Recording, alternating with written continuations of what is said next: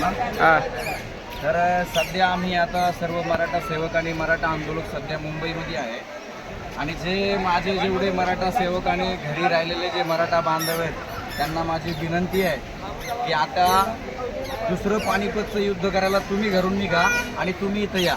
कारण गेल्या 4 दिवसापासून इथं जे आंदोलक आहेत ते पहिले 2 दिवस बिना आना पाण्याचं मारलं. माननीय काय म्हणते ते देवेंद्र फडणवीस, मी त्याला जसं मराठ्यांनी 3 महिने बिना आना पाण्याचं पानिपतचं युद्ध केलं होतं आणि त्या मुसलमान अब्दालीला भारतामध्ये येऊ दिलं नव्हतं, त्या मराठ्यांच्या नादी लागला देवेंद्र फडणवीस.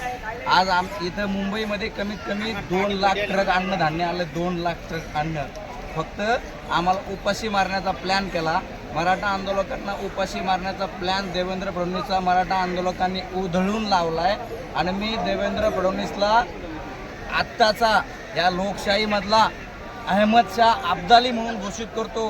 हा देवेंद्र फडणवीस सध्याचा मराठ्यांसाठी अहमद शाह अब्दालीच आहे. आणि या अहमद शाह अब्दालीला माझं सांगणं आहे, तू सगळ्यांच्या नादी लाग, पण मनोज दादाच्या नादी लागू नको. मनोज दादाच्या नादी लागलं की मनोज दादा डायरेक्ट कार्यक्रमच करतो. शरद पवारला झोपावला असेल तू, पण तुला झोपवण्याचं काम मनोज दादा जरांगे पाटीलच करतील. आता कसं आणि अजून एक माझ्या गावाकडच्या सर्व मराठा बांधवांना विनंती आहे की दुसरी फौज घेऊन मुंबईत दाखल व्हायचंय. जोपर्यंत आम्ही मराठा आरक्षण आम्हाला भेटत नाही तोपर्यंत आम्ही सगळे मराठा मुंबई सोडून जाणार नाही.